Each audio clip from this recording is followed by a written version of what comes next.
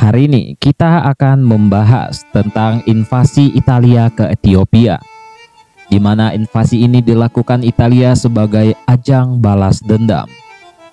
Ethiopia adalah kerajaan Kristen Koptik yang merdeka di Afrika bagian utara. Sebagai kerajaan merdeka, Ethiopia pernah tampil gemilang dalam pertempuran Adowa pada 1 Maret 1896 melawan Italia. Jika mengingat kekalahan itu, orang-orang Italia sangat merasa malu dan menyebutnya sebagai Noda di Adowa.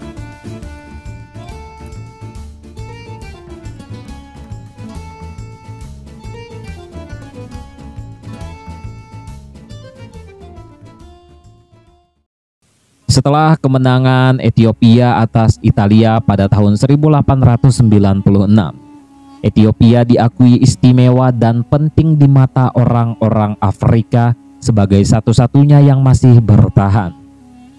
Setelah Adowa, Ethiopia menjadi simbol atas keberanian dan perlawanan Afrika. Di masa pemerintahan Haile Selassie alias Rastafari, negeri ini bergaul di lingkup internasional dengan menjadi anggota Liga Bangsa-Bangsa atau LBB.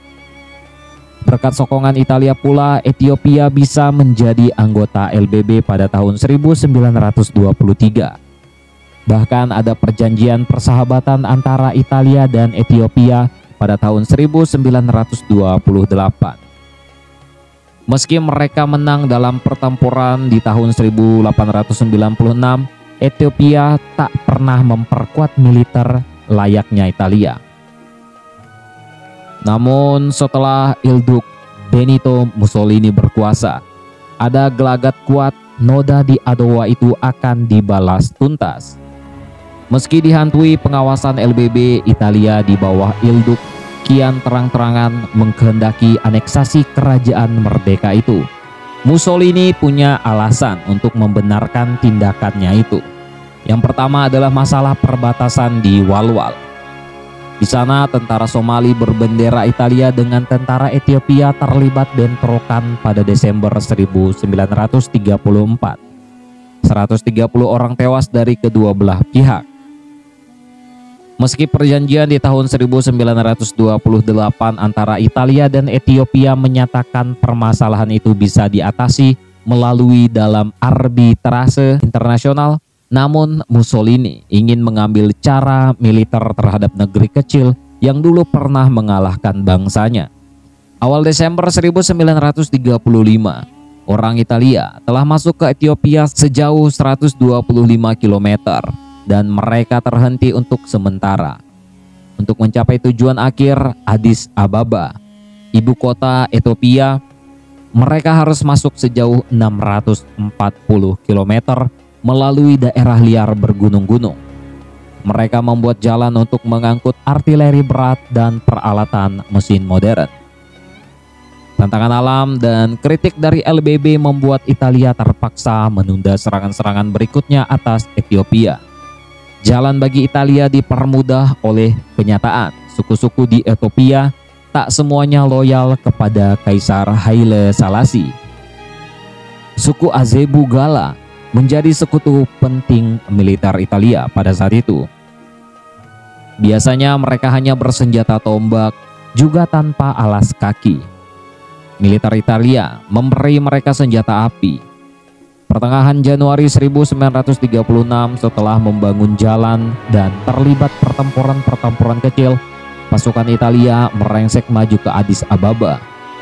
Ibarat naik gunung, militer Italia berada di fase pendakian terakhir. Di jajaran Panglima, Benito Mussolini sang Ilduk telah mengganti Marsekal Emilio de Bono dengan Marsekal Pietro Badoglio. Ilduk memberi izin gila pada sang jenderal barunya yang akan memimpin invasi ke Addis Ababa. Ia mengatakan bahwa memberikan kuasa untuk memakai gas beracun, walau secara besar-besaran sekalipun. Setidaknya pasukan-pasukan terbaik Italia, termasuk dari pasukan Gunung Alpen, dikerahkan. Begitu juga pesawat-pesawat tempur yang tak dimiliki Ethiopia. Pasukan yang dipimpin Badoglio unggul jauh dalam teknologi militer. Tentara Kaisar tak lebih banyak dan tangguh seperti tentara Italia yang menyerang. Tentara Ethiopia tak hanya bersenjata ringan seadanya, tetapi berpakaian seadanya pula. Mereka bukan tentara yang kuat meski punya sejarah pernah mengalahkan Italia pada tahun 1896. Pada tanggal 5 Mei 1936, Marsekal Badoglio memasuki Addis Ababa. Tentu saja dengan iringan pasukan militer dan 50 pesawat di udara. Lalu menyusul pasukan lapis baja di belakang pasukan darat. Tentu saja kekuatan militer yang dikerahkan Italia non-fasis itu jauh melebihi kekuatan Italia ketika kalah di Adowa. Sementara itu, di jalan orang-orang Ethiopia angkat tangan dan memberi hormat ala fasis. Kemenangan militer Italia atas negara lemah itu rupanya tak membuat si fasis Mussolini rendah hati. Dia malah mabuk kemenangan. Kemudian, ketika ibu kota diserbu, Haile Selassie dan keluarganya sudah angkat kaki, dan Haile Selassie lalu muncul dalam sebuah sidang khusus Majelis LBB di Jenewa pada tanggal 30 Juni 1936. Kaisar bertubuh kurus itu jadi olokan koresponden fasis Italia yang kelewat nasionalis.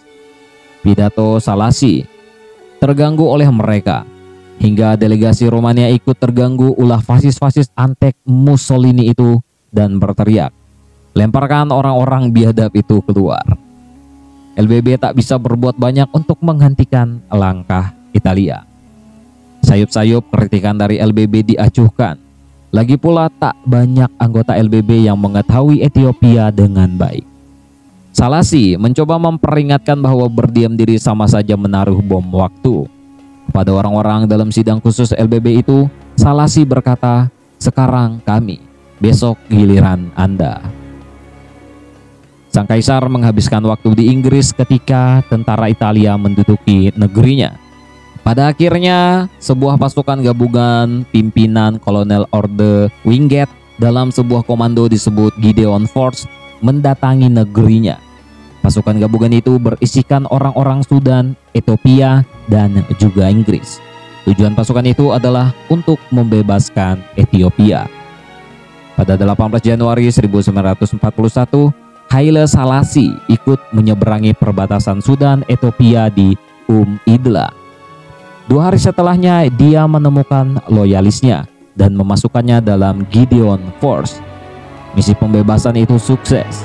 Tepat 5 tahun setelah masuknya Badoglio pada 5 Mei 1941, Haile Selassie memasuki kembali ibu kota negerinya dan kembali berkuasa sebagai Kaisar Ethiopia.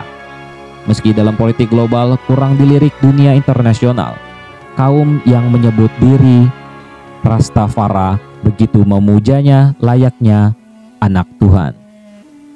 Tentang ini bagaimana menurut kalian, coy?